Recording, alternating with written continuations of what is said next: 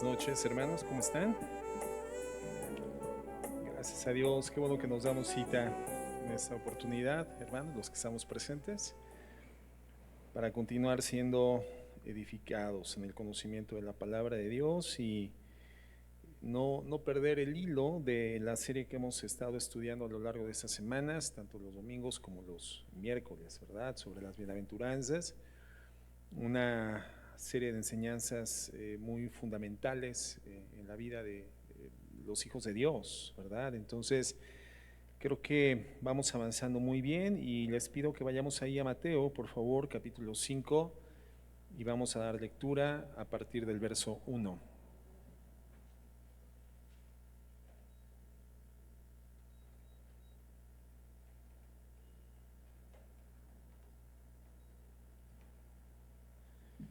Bien, Mateo 5, 1 dice así. Viendo la multitud, subió al monte y sentándose vinieron a él sus discípulos, y abriendo su boca les enseñaba diciendo: Bienaventurados los pobres en espíritu, porque de ellos es el reino de los cielos. Bienaventurados los que lloran, porque ellos recibirán consolación. Bienaventurados los mansos, porque ellos recibirán la tierra por heredad. Bienaventurados los que tienen hambre y sed de justicia, porque ellos serán saciados. Bienaventurados los misericordiosos, porque ellos alcanzarán misericordia. Bienaventurados los de limpio corazón, porque ellos verán a Dios. Vamos a orar. Señor, queremos presentarnos ante ti con honestidad y con humildad, reconociendo, Señor, que estamos en un camino en el que continuamente tropezamos, caemos o nos desviamos, Señor Dios. Y ese tropiezo y caída es el pecado que aún cometemos. Yo quiero, junto con mis hermanos, presentarme delante de ti y pedirte perdón, Padre, porque todo pecado es una ofensa en contra de tu santidad. Todo pecado, Señor, es una puerta que abre el acceso a contaminantes en nuestra mente, en nuestro espíritu, en nuestra alma, en nuestro cuerpo. Y todo esto, Señor Dios, nos afecta y bloquea el flujo de comunicación contigo. Ayúdanos a vivir en integridad. Te pido que nos perdones por la maldad que hemos cometido.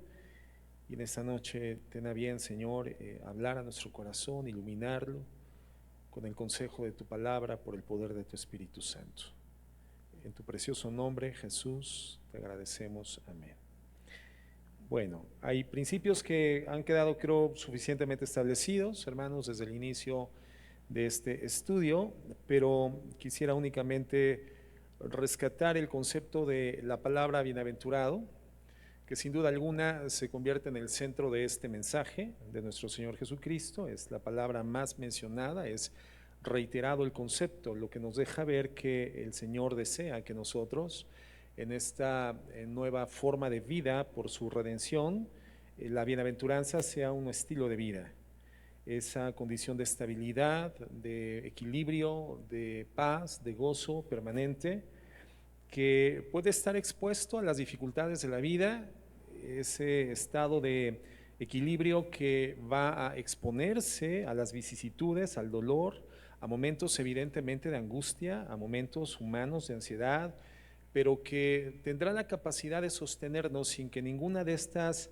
experiencias lesivas terminen drenando nuestra alma o terminen capturando nuestro corazón. No, la bienaventuranza es un estado de vida que en medio de la vicisitud, la complejidad, la adversidad, el dolor, las malas experiencias, nos mantiene en estabilidad, en ese gozo.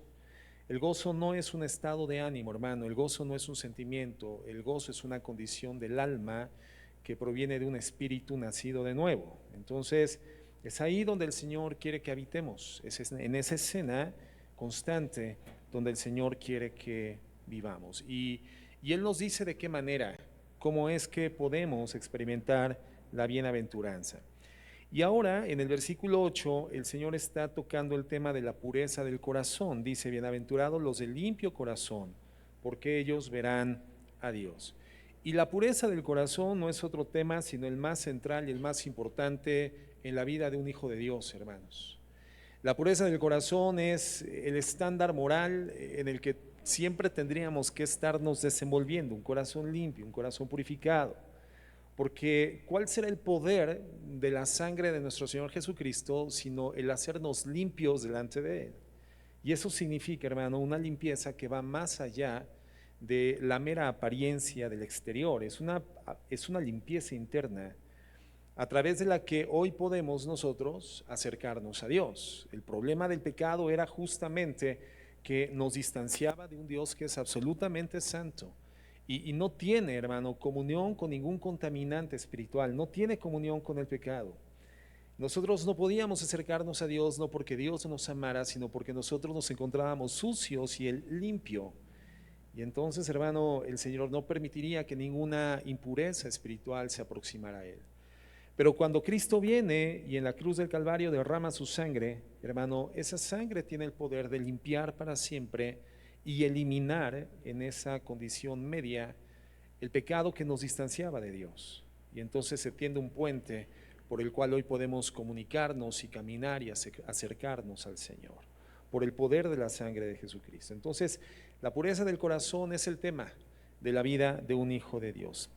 En el tiempo en el que Cristo menciona este sermón, bueno, Israel se encontraba en una situación muy desesperada. Políticamente, económicamente, hermano, estaban sojuzgados por un imperio tiránico, que era el imperio romano, pero espiritualmente estaban cargados igualmente con una influencia muy dominante de una secta judía definida como los fariseos, que habían establecido un sistema de vida legal y opresivo.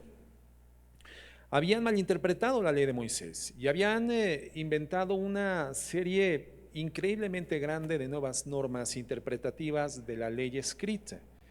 Para los judíos existen dos clases de ley: la ley escrita, que es la Torá, el Pentateuco para nosotros en nuestro Antiguo Testamento, y la Mishnah, que es la ley oral. Esta ley oral, hermano, era una especie de complemento interpretativo de todo aquello que no mencionaba en forma particular la ley escrita. Pero no se conformaron con adicionar la Mishnah a la Torá, sino que después elaboraron algo mucho más complejo definido como el Talmud. Y el Talmud, hermano, es toda la interpretación que ellos le dan a la Mishnah. Y ese Talmud, hermano, es muchas veces más grande que la Mishnah, y la Mishnah es muchas veces más grande que la ley escrita, la ley de Moisés. Entonces, eso nos permite entender un poco este sistema legal religioso que oprimía la mente y el alma de los judíos, presentando un estándar moral que evidentemente estaban muy lejanos de poder alcanzar. Entonces, habían formado un sistema rígido, legalista, imposible de cumplir. La gente vivía frustrada en dos sentidos: en forma política, en forma social, por el imperio, y en forma espiritual, por este sistema legalista. Esto creo que es algo que propició que el ministerio de Juan el Bautista fuese también aceptado por los judíos, ¿no? Dice la Biblia que todo Jerusalén, hermano, iba al bautismo de Juan, al río Jordán. Ellos estaban esperando en alguna forma un cambio, una redención que pudiese dar el pago que ellos no podían entregar a Dios por una ley que no podían cumplir. Y por eso dice la Biblia que accedían al bautizo de Juan, que fue precursor del Evangelio de Jesucristo, de manera muy ávida. Ellos conocían, entre otras cosas, por supuesto, el libro de Isaías, y sabían perfectamente que vendría alguien que quitaría su iniquidad delante de Dios. Conocían el libro de Ezequiel y sabían también que alguien tendría el poder de generar una transformación del corazón y quitar el corazón de piedra y darles un corazón de carne, un corazón sensible. Lo sabían perfectamente bien, pero hasta ese momento no lo habían experimentado. Fíjate lo que dice Juan 3, verso 2. Y lo que vamos a leer aquí, hermanos, en esta historia que muchas veces hemos abordado, creo que tipifica perfectamente bien lo que estaba viviendo en ese momento el pueblo de Israel. Dice así: había un hombre de los fariseos que se llamaba Nicodemo, un principal entre los judíos. Este vino a Jesús de noche y le dijo: Rabí, sabemos que has venido de Dios como maestro, porque nadie puede hacer estas señales que tú haces si no está Dios con él. Respondió Jesús y le dijo: de cierto te digo que el que no naciere de nuevo no puede ver el reino de Dios. Fíjate lo que hace Jesús. Jesús va al punto, ¿no? El Señor no se anda entre las ramas. Nicodemo pretende el planteamiento de una plática de corte teológico, ¿no? Señor, sabemos que tú vienes de Dios, y comienza a hacer planteamientos, pero el Señor finalmente va al punto y le dice: mira, Nicodemo, la única información que te es menester saber, que te es necesario saber, que es indispensable, es que no puedes entrar al reino de los cielos si no experimentas un nuevo nacimiento. En alguna forma, creo que Jesús contesta la pregunta que estaba en el corazón de Nicodemo, pero que no había planteado, no sabía cómo plantear. Y Jesucristo tiene la respuesta. Hermanos, Dios es un Dios santo, y ese Dios santo ofrece salvación al ser humano que es pecaminoso. Por lo tanto, un judío honesto tendría que haberle preguntado a Jesucristo: ¿cómo puedo entrar al reino de Dios si no puedo guardar las leyes de Dios? Ese era el problema para el pueblo judío, hermano. Ese era el problema en ese sentido para la humanidad, evidentemente, pero bueno, sabemos que en forma original los 10 mandamientos y la ley fue dada en forma directa por Dios al pueblo de Israel. Entonces, la pregunta tendría que haber sido esa: ¿cómo puedo entrar al reino de Dios si no soy capaz de cumplir la ley de Dios? Y justamente, hermanos, es la pregunta que el Señor responde a través de este sermón en las bienaventuranzas. ¿Cómo es que una persona puede ser salva? ¿Cómo se entra al reino de los cielos? ¿Cómo se hereda la vida eterna? ¿Y cómo una persona se convierte en justa siendo pecadora? ¿Cómo es que un Dios santo y sin pecado puede llegar a aceptarme a mí, que soy pecador? Esta bienaventuranza del versículo 8, hermano, adiciona una parte importante de la respuesta, porque dice: bienaventurados los de limpio corazón, porque ellos verán a Dios, hermanos. Los de limpio corazón. Y esta es la respuesta. No son los que están involucrados en un sistema legal religioso como en el que vivían los judíos en esa época, y como el que todas las generaciones humanas en condición experta han sabido diseñar. Nosotros mismos, hermanos, podemos diseñar un esquema ritual, un esquema religioso, legal de vida. Podemos hacer de nuestro cristianismo algo tan ritual y religioso, hermano, que le atribuyamos el poder de representarnos salvíficamente delante de Dios. Creer que llegar al cumplimiento de nuestro estándar moral, al cumplimiento de nuestro estándar religioso, nos va a permitir tener esa seguridad interna de percibirnos como hijos de Dios. Podemos hacer, hermanos, un sistema ritual de nuestro cristianismo. De hecho, somos expertos en hacer que nuestro cristianismo luzca bien. Nos gusta controlar nuestro cristianismo, hermanos, en vez de que dejemos que el cristianismo nos controle a nosotros. Nos gusta presentar nuestro cristianismo como algo aceptable, algo estético, es más, algo deseable por los demás. Pero el Señor no está interesado en el aspecto externo. Claramente el Señor lo dice: a mí, mi materia, mi negocio, mi trabajo, mi enfoque es el corazón. Porque solamente los de puro corazón, los limpios de corazón, podrán verme. Y el propósito de Dios a través de la historia de la redención, hermanos, es que el ser humano, distante de Dios, insalvable en su condición personal, pueda verle a Él, pueda tener contacto con Dios, pueda ver a Dios. Ese es el punto. Entonces, hermanos, no era para los judíos los lavamientos, el cumplimiento de los rituales, las ceremonias, las abluciones, las fiestas. No, hermanos.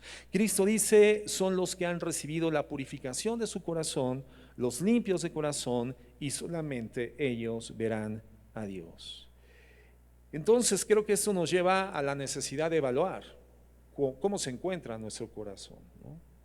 ¿Cuál es el estado de nuestro corazón? Pero eso es algo complicado, porque cuando queremos probar nuestra moralidad, hermano, o nuestro rendimiento humano, generalmente encontramos modelos humanos menores a nosotros para poder establecer comparaciones a favor, comparaciones competitivas. Quiero ilustrarlo con Lucas 18:11. Bueno, yo no lo ilustro, lo ilustra perfectamente el Señor Jesucristo contando esta historia. Cuando queremos establecer el estándar de nuestro rendimiento moral y espiritual, generalmente ponemos delante de nosotros modelos humanos que se encuentran en condición de inferioridad. al menos desde nuestra perspectiva. Y la historia de Jesús es esta. El fariseo puesto en pie oraba consigo mismo de esta forma: Dios, te doy gracias porque no soy como los otros hombres. Y fíjate, este fariseo, y recuerda que los fariseos eran el segmento judío más espiritualizado del pueblo de Dios. Estaban también los esenios, que eran más bien los místicos, y gracias a Dios también por ese misticismo pudieron conservar las escrituras del Antiguo Testamento en las cuevas de Qumran, donde ellos habitaban como una secta muy aislada del judaísmo de su época, buscando el purismo extremo. Bueno, gracias a Dios, en un sentido, por eso hoy tenemos los rollos del Mar Muerto, hermano, que ratifican en un sentido extraordinario la autenticidad de lo que hoy tenemos como el Antiguo Testamento, hermanos. Entonces se encontraban los esenios, se encontraban los celotes, que eran aquellos que creían que la liberación vendría a través de la opresión o a través de un acto violento, un acto de guerra. Estaban los saduceos, que eran más liberales, y estaban los fariseos, hermanos. Y justamente este fariseo, el más espiritualizado entre los judíos, se compara ¿con quién? Se compara con un ladrón. Y le dice al Señor: Señor, te doy gracias porque no soy como estos hombres, otros, ladrones, injustos, adúlteros, ni aun como este publicano, sino que yo ayuno 2 veces a la semana, doy diezmos de todo lo que hago. Lo que está haciendo este hombre de la historia que el Señor Jesús presenta es buscar su estándar moral, pero no ante Dios, evidentemente, hermanos, sino ante él mismo. Y por lo tanto creo que él sale muy bien librado en esta comparativa. Él sale muy bien calificado en esta autopercepción. ¿Por qué? Porque el modelo comparativo era un ladrón, eran injustos, eran adúlteros y eran publicanos. En cambio, él lo que hacía era ayunar 2 veces a la semana, dar sus diezmos de todo lo que ganaba. ¿Quién sale mejor librado, hermano? Evidentemente el fariseo tenía una posición mucho más favorable desde su personal perspectiva, porque su estándar, hermano, era más bajo que sí mismo. Pero cuando Dios establece un estándar para medir a la virtud que Él acepta, hermanos, Él no dice que tengamos un estándar en función de la comparativa que podamos hacer con un ladrón, un publicano, el Chapo Guzmán, la Mataviejitas, el Mochaorejas o el delincuente de tu colonia. No, hermano, Él nos dice que el estándar es Él, el modelo es Él. Y por eso nos dice: si quieres ver a Dios, tienes que ser como yo. ¿Y cómo es Cristo? 100% puro en su corazón. Pureza, limpieza de corazón. El estándar es Dios, hermanos, para nosotros. Entonces, cuando queremos evaluar realmente cuál es el estándar, la condición, el avance que vamos teniendo, el nivel de progreso espiritual, por favor, hermanos, no veamos ni siquiera en una condición lineal, en una condición horizontal. Tenemos que levantar la vista y definir nuestro estándar. El modelo, hermano, tiene que ser Dios. Primera de Pedro 1:16 dice lo siguiente. Primera de Pedro 1:16, porque escrito está: sed santos. ¿Por qué, hermanos? Porque yo soy santo. En Mateo 5:48 dice el Señor: sed pues vosotros perfectos como vuestro Padre que está en los cielos es perfecto. Entonces ese cómo es un conector que nos conduce directamente al modelo que tiene que establecerse como frontal en nuestra vida, hermanos. Como Dios, como nuestro Padre, como el Padre celestial, así tiene que ser nuestra perfección, como la del Padre celestial. Hermanos, ese es el estándar. Dios establece como el estándar. Entonces, ¿quién va a ver cara a cara a Dios? ¿Quién va a entrar en el cielo? ¿Quién va a ser salvo? ¿Quién va a entrar en esta escena, en esta condición permanente, en su estadía de vida terrenal, en una condición de bienaventuranza? ¿Quién? Únicamente aquellos, hermanos, que son limpios de corazón. Nada más. Los puros de corazón. Ahora, cuando el Señor nos presenta esta enseñanza, porque evidentemente la audiencia del Señor Jesucristo, los discípulos que suben a media montaña para escuchar la enseñanza que emergería de su boca, escuchan esto, hermano. Tenemos que entender que eran personas que se encontraban en el contexto sociocultural y religioso que comentábamos al principio. Y por lo tanto, hermanos, en esta inercia religiosa, en esta inercia legalista, las palabras de Cristo terminan siendo profundamente confrontativas, como lo son para nosotros también en el día de hoy. O sea, es imposible ver a Dios, porque el requisito es una pureza absoluta, una limpieza perfecta del corazón. Y como generalmente, hermano, al igual que los judíos de aquella época, nuestra generación, nuestra sociedad, en el seno de nuestra cultura, es una cultura preocupada más por lo externo que por lo interno. Entonces, el corazón es una materia prácticamente perdida para nosotros como seres humanos.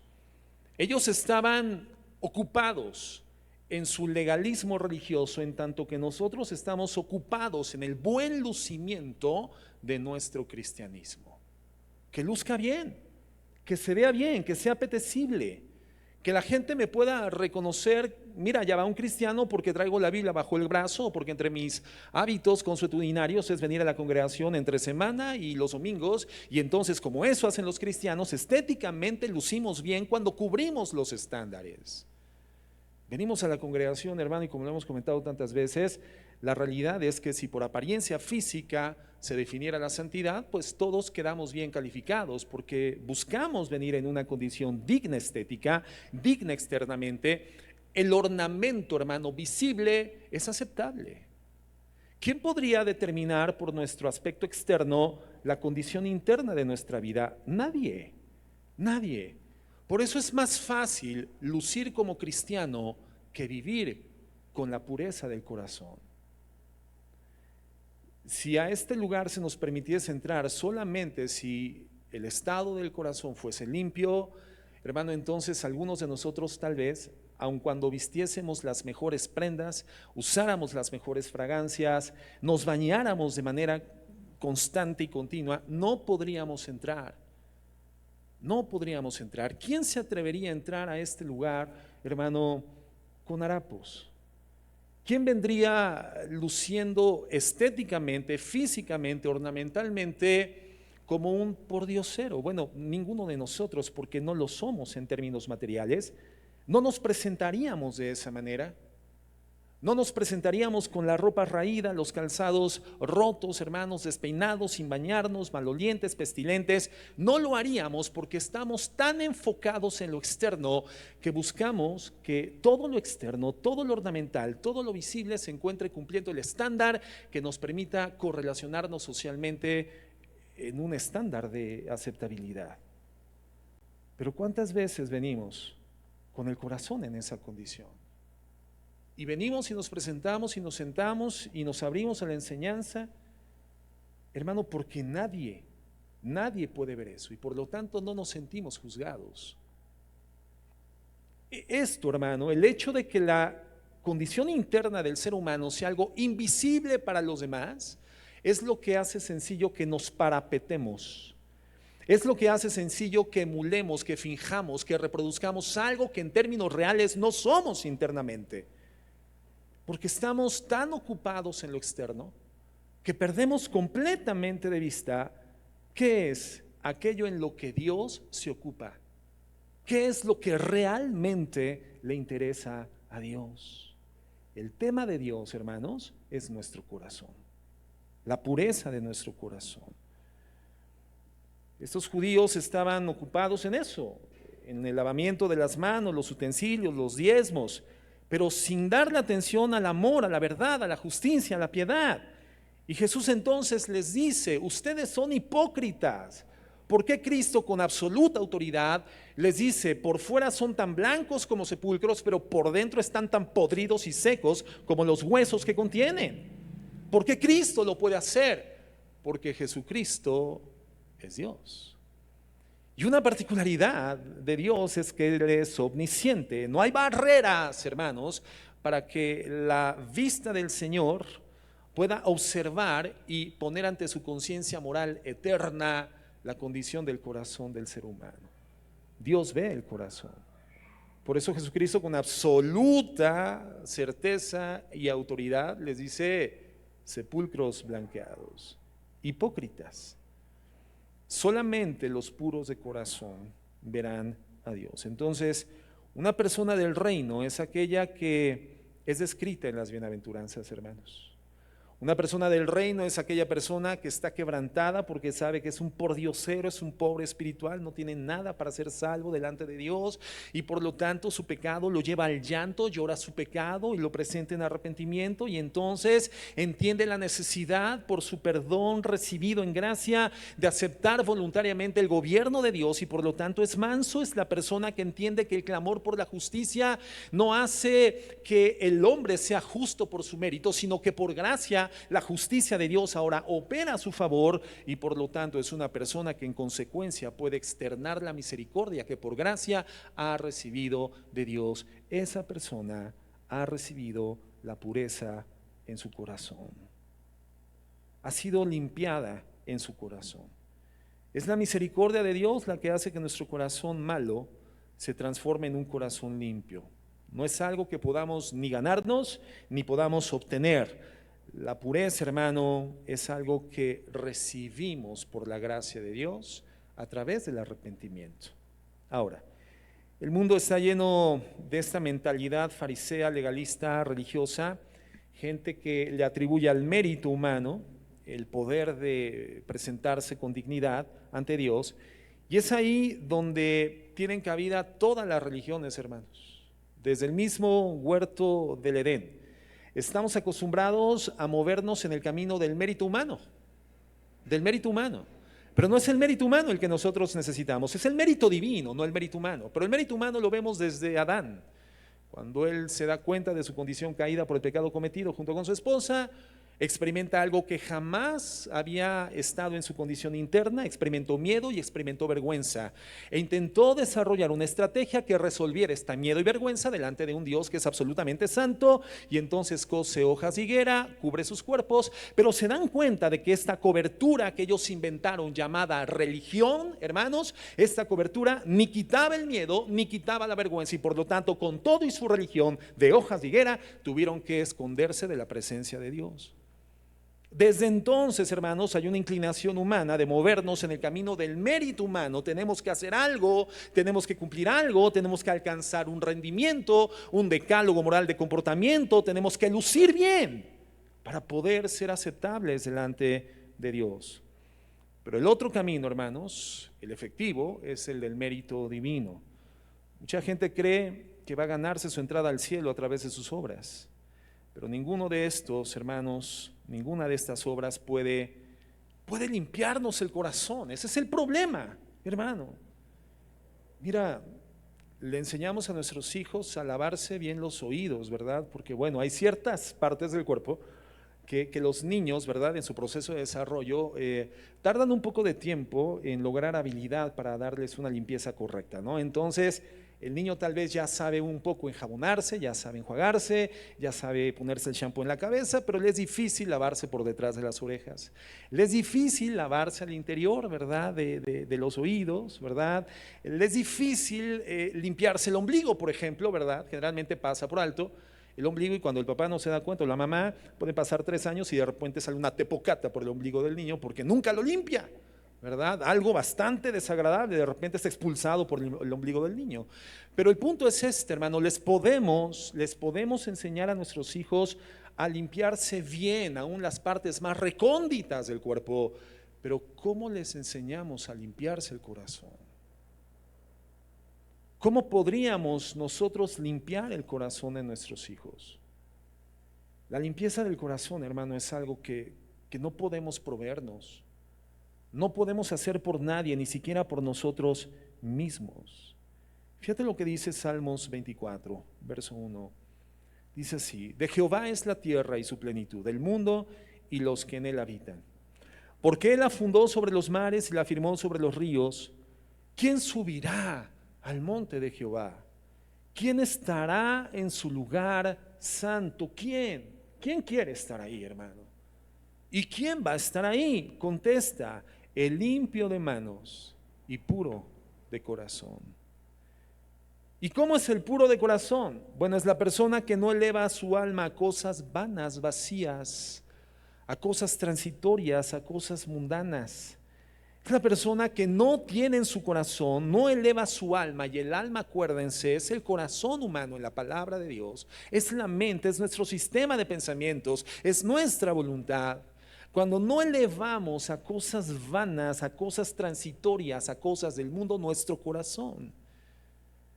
Y no estoy diciendo con esto que desatribuyamos a las cosas del mundo la importancia que tienen para nuestra subsistencia. Por supuesto que es necesaria la subsistencia. Necesitamos el comer, necesitamos el vestir, necesitamos el trabajo, necesitamos bienes, hermanos. Y todo esto, hermanos, es en gracia provisto por Dios. Pero el Señor está claramente diciendo, si tú pones tu corazón en las cosas transitorias, materiales, vanas, vacías en cuanto a su sentido eterno, no tienen sentido ni significación eterna, y tú pones tu corazón, elevas tu corazón a esas cosas, entonces tu corazón estará contaminado. Tu corazón se va a contaminar. No podrás estar en el monte de Jehová, dice el Señor. La persona que no jura con engaño, dice la Biblia, él recibirá bendición de Jehová y justicia del Dios de salvación. En 1 Samuel 16:7, el Señor le dice al profeta Samuel algo importante. Dice, Jehová respondió a Samuel, no mires a su parecer ni a lo grande de su estatura, porque yo lo desecho. Él estaba a punto, hermano, de ungir como rey al hijo equivocado de Isaí, porque se dejó guiar, hermano, por lo que a nosotros nos impresiona. Nos impresionan las cosas estéticas, las cosas que lucen bien, las que son armónicas en nuestro sentido humano de belleza. Y nos dejamos guiar por esas cosas. Nuestro corazón se inclina hacia esas cosas. Y eso es tan humano que le pasó al hombre más espiritual que en ese momento habitaba en el pueblo de Dios, al profeta Samuel, hermano. Le pasó eso. Y el Señor lo tiene que detener y le dice, no, no veas eso, su parecer, ni lo grande de su estatura, porque yo eso lo desecho. Hermano, Dios desecha esas cosas. Tú puedes ser hoy en día la flor más bella del ejido, hermana, pero al final tu belleza un día va a dejar de existir, porque eso es desechable. Tú puedes ser el hombre más prominente de la ciudad, hermano, pero todo eso es desechable, todo eso es temporal. El Señor está interesado en lo interno, porque lo interno es eterno, lo externo es finito, hermanos. Y entonces le dice, porque yo lo desecho, porque Jehová no mira lo que mira el hombre, pues el hombre mira lo que está delante de sus ojos, pero Jehová mira el corazón. ¿Qué significa esto, hermano?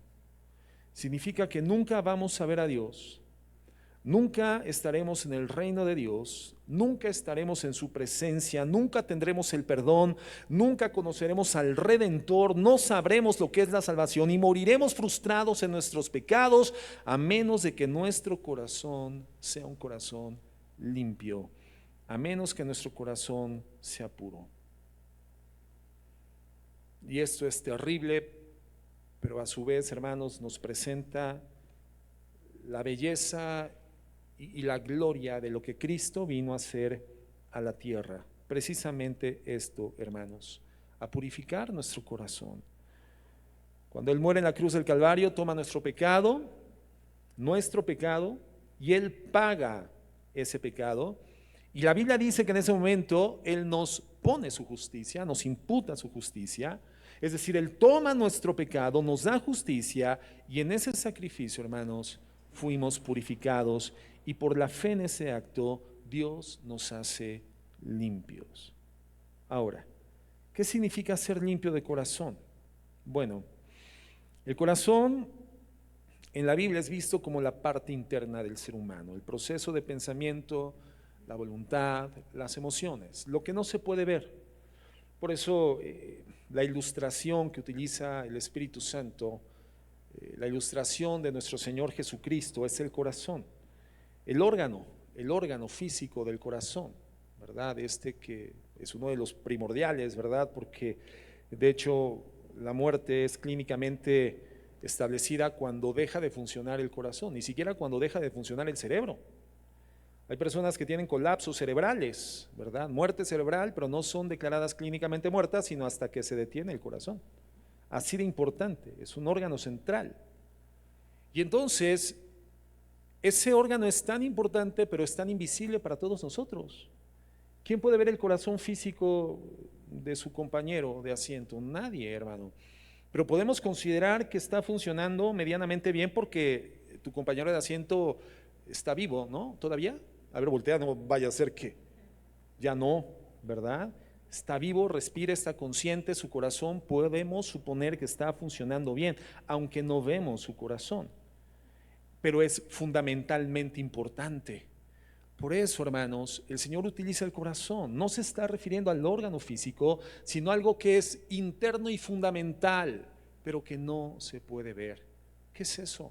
Nuestros pensamientos, nuestras emociones, nuestros sentimientos, hermanos, nuestra voluntad. Y si te das cuenta, todo esto, pensamientos, emociones, sentimientos y voluntad, sí tienen una expresión visible posteriormente porque se pueden evidenciar a través de la toma de nuestras decisiones, nuestros actos, nuestra conducta, nuestro estilo de vida. Todo lo que hacemos, hermano, está antecedido de un pensamiento o de un sentimiento. No hacemos nada autómatamente en la vida, hermano. Todo está antecedido de un pensamiento reflexivo que nos lleva a la toma de una decisión o un sentimiento incontrolado que nos lleva igualmente a la toma de una decisión. Entonces, hermanos, todo esto se hace visible al tiempo, pero cuando está comenzando a generar su proceso de pensamiento el ser humano, su sentimiento que comienza a emerger, esto, hermano, es absolutamente invisible, solamente es perceptible para Dios. Además, dice la palabra que el corazón tiene una particularidad, que es engañoso y es perverso. Nuestro corazón, hermano, es potentemente lesivo, no porque tenga la capacidad de engañar a los demás, que puede hacerlo perfectamente bien, sino porque tiene la capacidad de engañarse a sí mismo, engañarnos a nosotros mismos, hermanos. Quiere decir entonces que podemos tener ciertas actitudes externas que no sean coherentes con lo que realmente pensamos y sentimos. Podemos tener una correlación humana, social, entre nosotros, aún entre hermanos en la fe, tener cierto nivel de convivencia entre nosotros, manifestando sentimientos que no son los reales y manifestando acciones que no corresponden a lo que realmente pensamos de esa persona. Y en ese sentido, nuestra actitud, hermano, falsa y mentirosa, no es más que la extroversión de esa condición engañosa y perversa del corazón. Y entonces el corazón perverso y engañoso hace que aún la actitud, que tendría que ser el reflejo directo del pensamiento y el sentimiento, se torne estética y ornamental. Solamente una apariencia externa, porque el corazón es engañoso. Entonces, el único que sabe realmente cuál es la condición de esa área interna de nuestra vida, hermano, es Dios. Solamente Dios. Y solamente Dios sabe quién tiene pureza en su corazón. Aquí podemos estar todos y continuar en lo interno de nuestra vida alojando esa pecaminosidad que tanto nos agrada y que nos apetece y que creemos que podemos sostener, ¿verdad?, en esa zona interna oscura y cavernosa de nuestra alma, porque ¿quién se va a dar cuenta? ¿Quién la ve? ¿Quién se va a imaginar de entre la gente que me conoce, la gente de la iglesia, mis hermanos, cuándo se van a imaginar que al interior de mi vida tengo estos apetitos, tengo estas gratificaciones, tengo estos deseos, me gratifico de esta manera? ¿Quién se va a imaginar? Nadie. Entonces Dios busca hombres conforme a qué, hermano, conforme a su corazón. ¿Por qué? Porque el hombre solamente ve lo externo, pero Dios ve el corazón. Y entonces, ¿cómo pretender pensar que podremos estar delante de Dios porque fuimos muy óptimos en el rendimiento de lo externo, lo estético, lo ornamental? Es que pues venimos a la iglesia, es que tenemos hábitos de lectura bíblica, es que también practico en cierta medida la oración, y es que bueno, hago, ¿verdad?, lo que se supone que un cristiano hace, y eso le da cierto nivel de confianza a mi vida. ¿Cómo podemos pensar que eso es, hermano, lo que Dios va a evaluar? No, hermano. Dios ve el corazón. Y solamente los de puro corazón lo van a ver a Él. Por eso dice Proverbios 4:23, sobre toda cosa guardada, guarda tu corazón, porque de él mana la vida. Quiere decir entonces que de tu condición interna finalmente se va a derivar un estilo de vida, un destino. El corazón es la fuente de todo, hermano, lo que hay en la vida. Es el punto del que todo es generado. Jeremías 17:9 dice, engañoso es el corazón más que todas las cosas y perverso. ¿Quién lo conocerá? Dios. Génesis 6:5 dice, y vio Jehová que la maldad de los hombres era mucha en la tierra, y que todo designio de los pensamientos del corazón de ellos, fíjate lo que Dios ve, los designios del corazón era de continuo solamente el mal. Entonces, hermanos, el corazón es eso, es el pensamiento, es la emoción, y de ahí se define el estilo de vida que vamos a llevar. Fíjate lo que dice el Señor Jesucristo, Mateo 15:19. Dice, porque del corazón salen los malos pensamientos, los homicidios, los adulterios, las fornicaciones, los hurtos, los falsos testimonios, las blasfemias. Estas cosas son las que contaminan al hombre. Pero el comer con las manos sin lavarse no contamina al hombre. ¿Por qué eso no contamina al hombre, hermano?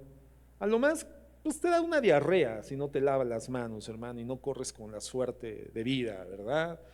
Pero al final, hermano, eso es desechable. Eso no interesa a Dios, hermano. Eso no interesa a Dios. ¿En qué está interesado Dios, hermano? En el corazón. ¿Por qué nos preocupan las cosas que no le preocupan a Dios? ¿Y por qué lo que sí le preocupa a Dios, hermano, no nos preocupa a nosotros? ¿Por qué? Porque tenemos que crecer y tenemos que progresar en pensar cada vez más como Dios piensa. Ser como Dios es, porque el Señor dice, sean perfectos como mi Padre es perfecto.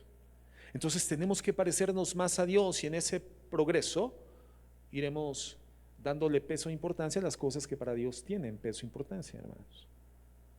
Nuestra oración es algo que puede ser muy clarificador de esto, hermanos. Es un sensor muy confiable porque ¿cuánto de nuestro tiempo dedicamos en la oración a pedirle a Dios por las cosas espirituales?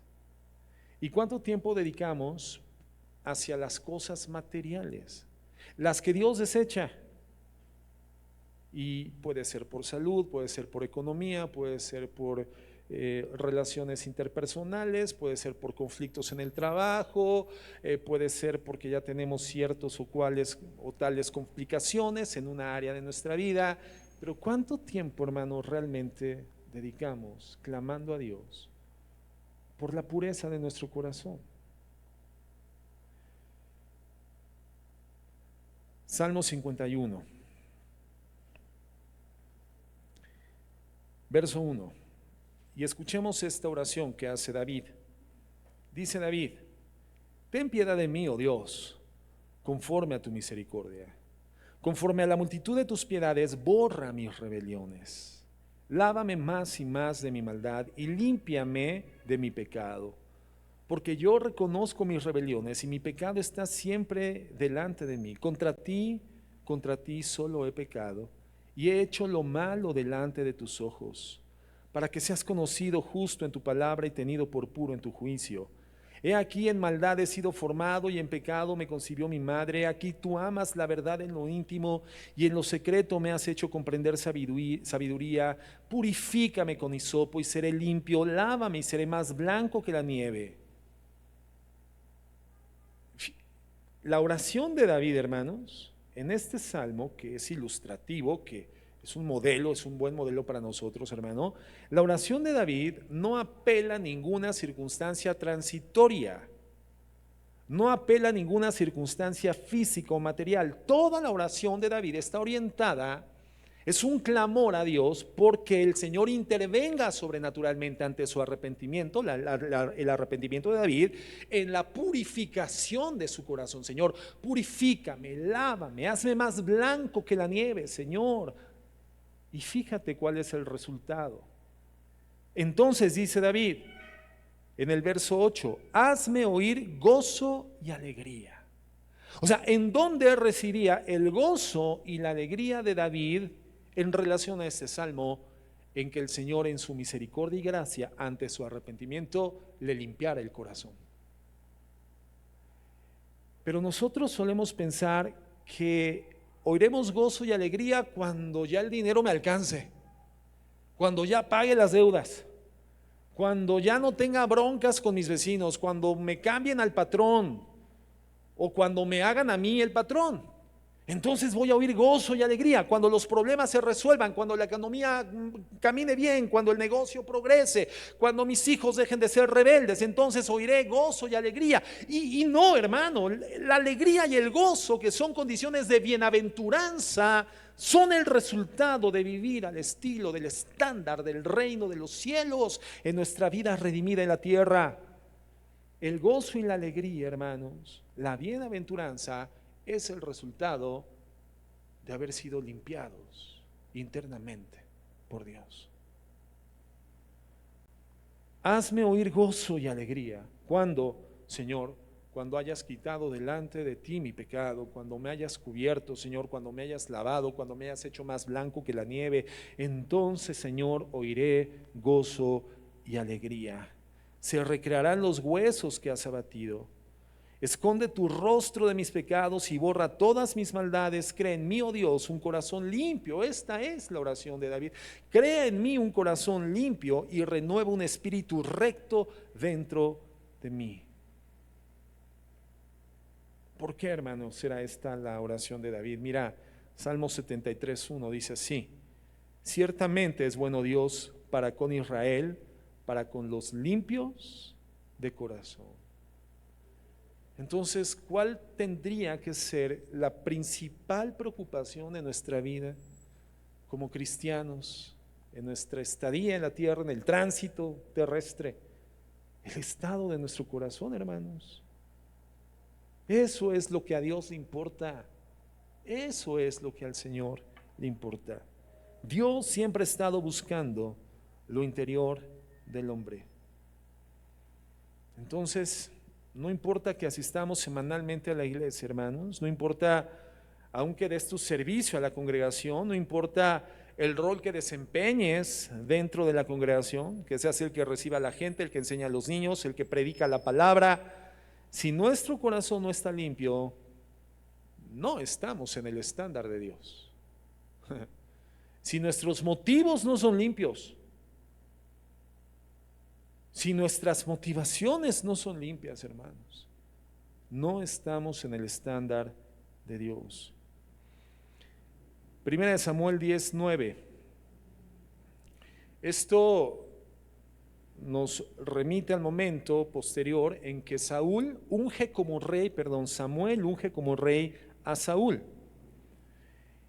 Y bueno, sabemos por la descripción escritural que Saúl también era un hombre de apariencia muy atractiva. Es definido de entrada como el más alto de los hombres de la nación de Israel. Era un hombre físicamente alto y muy guapo. Pero en 1 Samuel 10:9 dice así: aconteció luego que al volver él, Saúl, la espalda para apartarse de Samuel, le mudó Dios su corazón, le cambió Dios el corazón, y todas estas señales acontecieron en aquel día. Aquí Saúl ya había estado en la presencia de Samuel, Samuel ya le había derramado el aceite, ya había sido ungido como rey, todavía no era levantado como rey, pero ya había sido ungido como rey. Y cuando ya se iba Saúl de la presencia de Samuel nuevamente a reencontrarse con su papá, porque recuerda que Saúl salió a buscar las asnas del padre que se habían perdido. Pero finalmente lo que sucede es que Dios aprovecha esa circunstancia o la propicia para encontrar a Saúl con Samuel a fin de que Saúl fuera ungido por Samuel como rey. Bueno, cuando ya se aparta Saúl, hermano, dice que Dios le cambia el corazón. ¿Por qué? Porque Dios requería en el reino de su nación, en el reino de su pueblo, a un hombre con un corazón limpio. Dios requiere, hermano, en el sacerdocio de tu hogar, como hombre, como papá, como esposo, a un hombre limpio. Dios requiere en tu hogar, hermana, como ayuda idónea, como madre de tus hijos, a una mujer limpia. Dios requiere tu vida en limpieza para poder ser usada. La palabra de Dios dice en el Nuevo Testamento que hay vasos de honra y vasos de deshonra. Todos son útiles, pero ¿de qué tipo de vasos prefieres ser? Un vaso de honra es un vaso limpio. Dios usa vasos limpios. Es más, tú cuando vas a utilizar un vaso en tu propia casa para servirte agua, no utilizas un vaso que esté en el trastero sucio, utilizas un vaso limpio. ¿Quieres ser funcional en la obra de Dios? Tu corazón tiene que ser limpio, tiene que ser puro. Hermano, el Señor hace eso, le cambia el corazón a este hombre, Saúl. Pero ¿cómo termina la vida de Saúl, hermano? Una tragedia.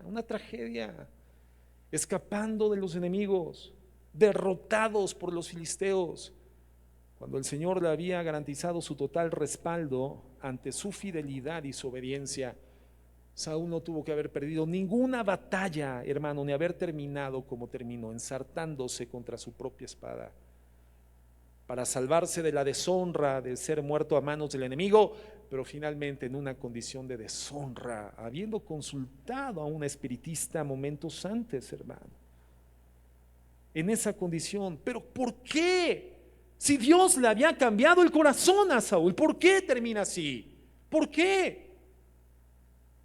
En una tragedia espiritual, en una tragedia moral. ¿Por qué ese fue el final de la historia de Saúl? Pero no fue solamente esa condición trágica en la parte final de su historia, sino que esto ya venía, hermano, esto ya fue la parte final de una serie transicional de tragedias morales y espirituales en Saúl por su desobediencia a Dios. Hermano, él se atrevió a desempeñarse en un ministerio para el cual no había sido ni llamado ni autorizado por Dios, ejerció el sacerdocio, celebrando un sacrificio que no le había sido dada la autoridad para desarrollar. Y entonces Samuel le dice: Dios ha raído hoy de ti el reino y se ha tomado para sí un hombre conforme a su corazón. Eso es lo que Dios está buscando, hermanos, hombres y mujeres conforme a su corazón. Tú eres una persona redimida por la gracia. Dios ya te cambió el corazón. El Señor ya cambió tu corazón de piedra por un corazón de sangre, de carne, sensible. Te hizo una cirugía a corazón abierto, literalmente. Puso un corazón conforme a su corazón en ti. La pregunta es entonces, ¿por qué en algunos casos tu matrimonio está en una condición como la que se encuentra? ¿Por qué estás en una tragedia de tu vida? ¿Por qué tu vida está en una condición lamentable y triste si Dios ya te cambió el corazón? ¿Por qué? ¿Por qué cursamos por esas circunstancias de crisis moral, crisis espiritual, cuando el Señor ya nos cambió el corazón? Ya lo hizo puro. ¿Qué pasó? Que no vivimos ni considerando ni respetando el corazón y la pureza que Dios nos dio, hermanos. Y siendo hombres y mujeres puros de corazón por la redención en Cristo Jesús, continuamos viviendo conforme a los estándares del mundo. Nos sigue ocupando lo que ocupa el mundo, nos sigue interesando lo que le interesa al mundo, nos sigue llamando la atención lo que llama la atención del mundo. Seguimos consumiendo lo que el mundo produce. Y nuestro corazón, hermano, inutilizable. Y entonces no veo a Dios. ¿Dónde está Dios? No veo a Dios en mi matrimonio. No veo a Dios en mi relación con mis hijos. No veo a Dios en mi trabajo, en mi negocio, en mi empresa. No veo a Dios ni siquiera cuando vengo a la iglesia. No veo a Dios en la alabanza. No veo a Dios en la meditación de la palabra. No veo a Dios en la Biblia. ¿Qué está sucediendo? ¿Dónde estás, Dios? ¿Dónde estás, Señor? No te veo, no te siento. Y el Señor dice, yo estoy en el mismo lugar.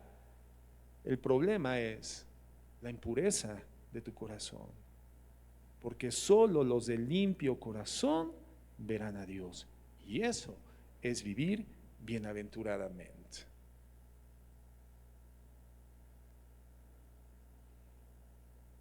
David era el hombre conforme al corazón de Jehová. ¿Y qué pasó con David? Otra tragedia, otra tragedia.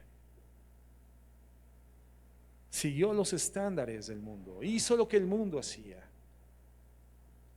Y David se arrepiente y el Señor lo perdona y el Señor lo restablece, pero las consecuencias las tuvo que vivir.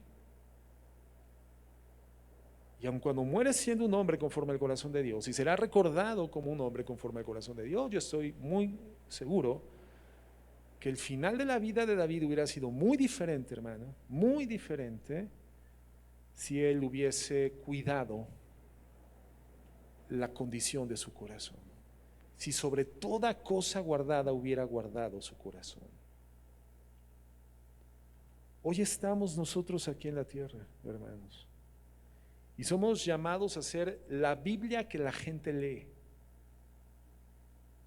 Hoy, hermano, David, Saúl y todos los personajes de los contextos históricos donde la Biblia fue inspirada, todas estas narrativas que nos son contadas, que son absolutamente reales, hermanos, están ahí como un modelo que, aun cuando los contextos históricos son tan distantes y tan diferentes, tienen perfecta aplicación para nuestro contexto de vida actual, hermanos. Hoy nosotros somos quienes estamos escribiendo la historia del cristianismo. No añadimos ni una letra, ni una tilde a la palabra de Dios, porque esta ya fue cerrada, su canon fue cerrado, pero el cristianismo nosotros lo estamos escribiendo, la historia de la iglesia cristiana. ¿Dónde está nuestro corazón? ¿En qué condición está nuestro corazón? Creemos ciertísimamente en la seguridad de nuestra salvación, hermanos. Pero es una tragedia vivir en esta tierra en condición redimida, pero vivir en forma mundana. Hermano, ¿por qué no vemos a Dios? Nuestra experiencia con Dios tendrá que ser diaria, diaria. Tendríamos que ver a Dios en todo y en todas partes. No que Dios sea todas las cosas, no estoy diciendo eso, es una filosofía oriental que se llama panteísmo. No, eso no. Pero nosotros tendríamos que distinguir a Dios, su voluntad, su operación, sus designios, su dirección, en todo. Fundamentalmente nuestra comunión con Él a través de la Biblia. Tú no tendrías que cerrar la Biblia cada día de tu vida sin antes haber visto a Dios en la Escritura. Porque ¿de qué nos habla la Biblia? La Biblia es la historia de la redención de principio a fin. La forma en la que Dios en su gracia y misericordia vincula a un ser humano que por su pecado se había distanciado de Él, y el Señor establece la mecánica redentora llamada Jesucristo para poderlo vincular nuevamente con Él. La gloria exaltada del Hijo, la gloria eterna del Padre, la gloria del Espíritu Santo, y una iglesia que le alaba y le exalta desde la tierra esperando su retorno, el retorno del Señor. Hermanos, eso es lo que nos narra la Biblia. La historia de la Biblia es la historia de Dios en su comunión con el ser humano por los méritos de Cristo. Entonces, cada ocasión que vamos a la Biblia, sin importar qué estés leyendo de la Escritura, qué narrativa, qué poema, qué historia, tú tendrías, hermano, que tener un encuentro con Dios, ver a Dios, Ver a Dios en tu matrimonio, ver a Dios en tu relación familiar, ver a Dios en tu trabajo. Y eso no significa que siempre te vaya bien en la vida, no significa que no enfrentes dificultades, significa que en medio de la adversidad tú ves a Dios y sabes que Él está contigo. Pero esto está reservado, dice el Señor, para los de puro corazón, los limpios de corazón. La bienaventuranza es que viven viendo a Dios. ¿No quisieras ver a Dios en tu vida, hermano? ¿Eres un hijo de Dios? ¿Ya purificó tu corazón? ¿Qué pasó? Ya purificó mi corazón. ¿Qué sucedió? ¿Qué podemos hacer? De entrada, dejar nuestros legalismos, nuestros ritualismos y acudir a Él, hermano. Acudir a Él.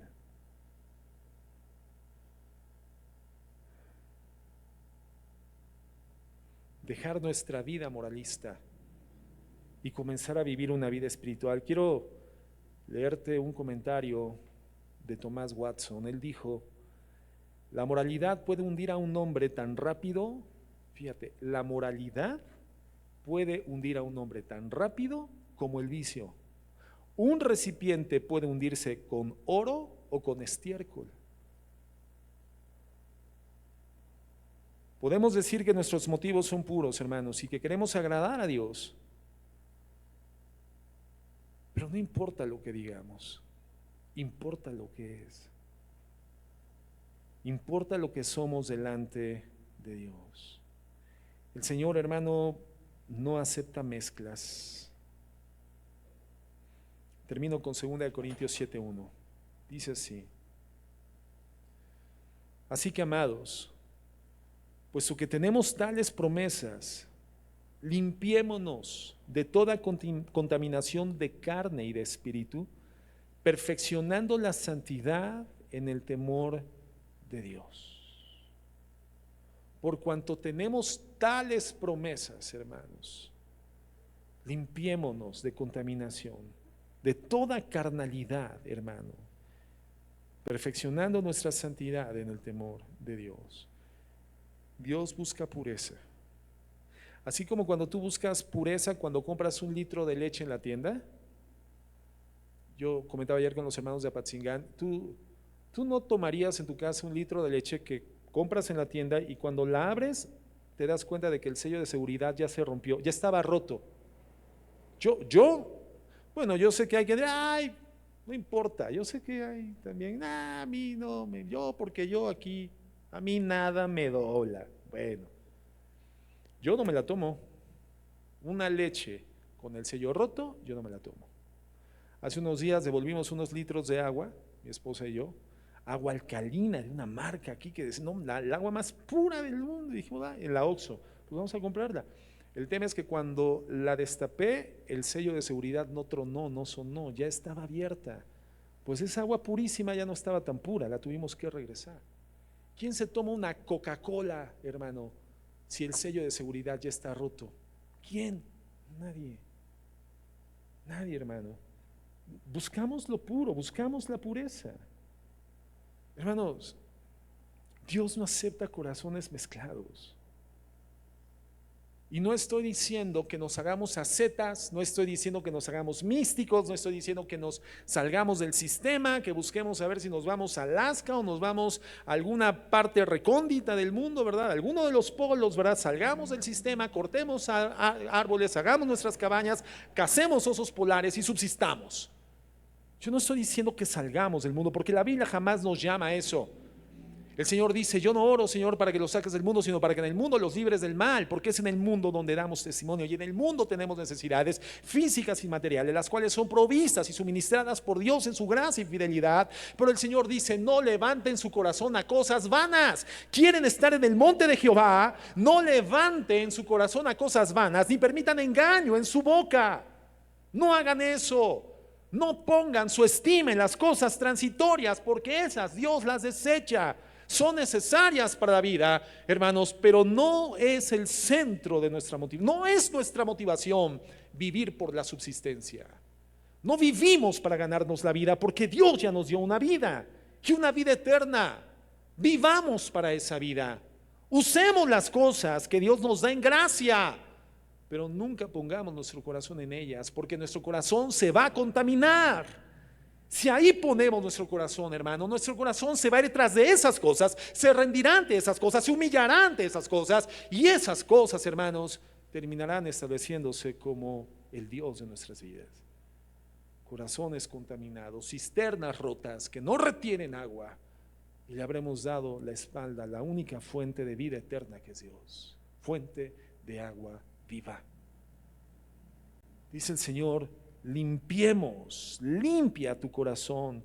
Primera de Juan 3:3 dice: y todo aquel que tiene esta esperanza en Él se purifica a sí mismo, así como Él es puro.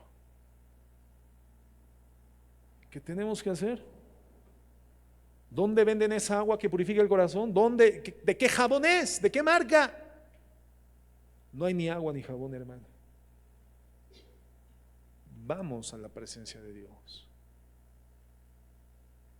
y digamos lo mismo que David le dijo. Allí está el modelo. Señor, limpia mi corazón,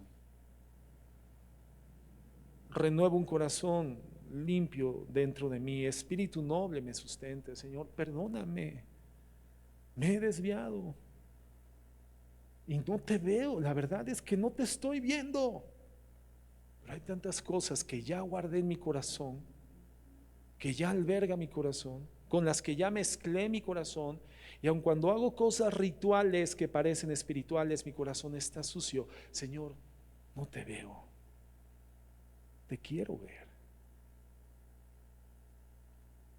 Así que, hermanos, les pido por favor que cerremos nuestros ojos y meditemos en esto.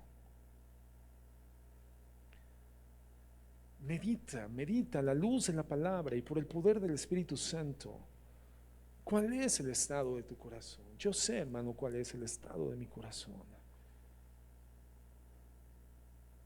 No podemos ocultarlo ante Dios. Entre nosotros sí lo podemos ocultar, pero ante Dios no. ¿No estás viendo a Dios? ¿No estás viendo a Dios en tu casa? ¿No estás viendo a Dios en tu vida? ¿No estás viendo a Dios en la Biblia? El problema no es en Dios, el problema está en el corazón.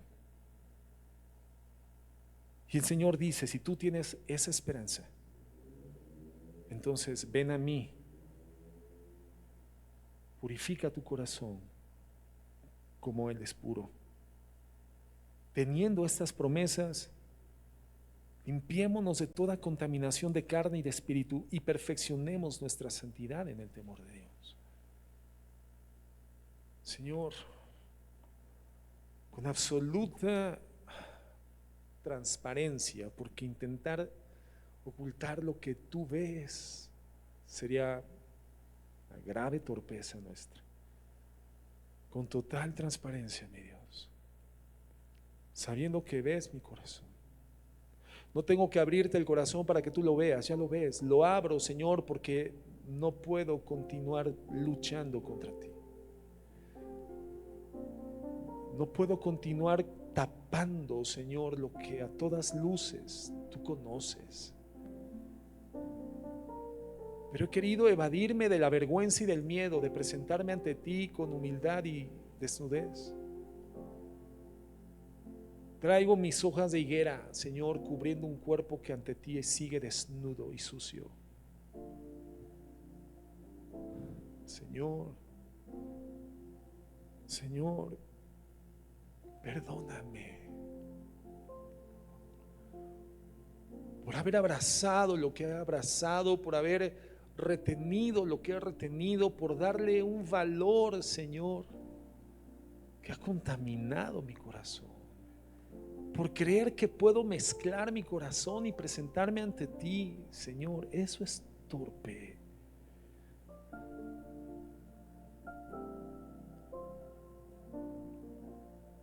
Por el alma adúltera, Señor, que hace amistad con el mundo y me convierto en tu enemigo.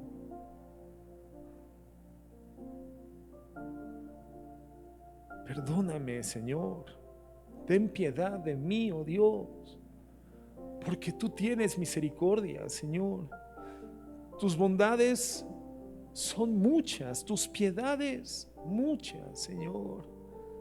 Padre, perdóname y borra mis rebeliones, Señor. Lávame más y más de mi maldad. Límpiame, Señor, de mi pecado. Me reconozco como un pecador, Señor. Mi pecado está delante de mí, lo busco frecuentemente, y contra ti es contra quien peco. Y hago lo malo delante de tus ojos. Pero tú eres el justo, Señor, y el puro en tus juicios. Y en la intimidad de mi corazón, Señor, te estoy presentando mi condición. Porque en tu gracia y por tu palabra y tu Espíritu Santo me has hecho entender sabiduría. Ahora te pido, purifícame con hisopo y seré limpio. Lávame y seré más blanco que la nieve. Y entonces, Señor, oiré gozo y alegría, y se recrearán los huesos que has abatido. Señor, borra mis maldades. Crea en mí, oh Dios, un corazón limpio, y renueva un espíritu recto dentro de mí. Oh Dios, hazlo. Solo tú puedes, Señor. Te lo pido, mi Dios.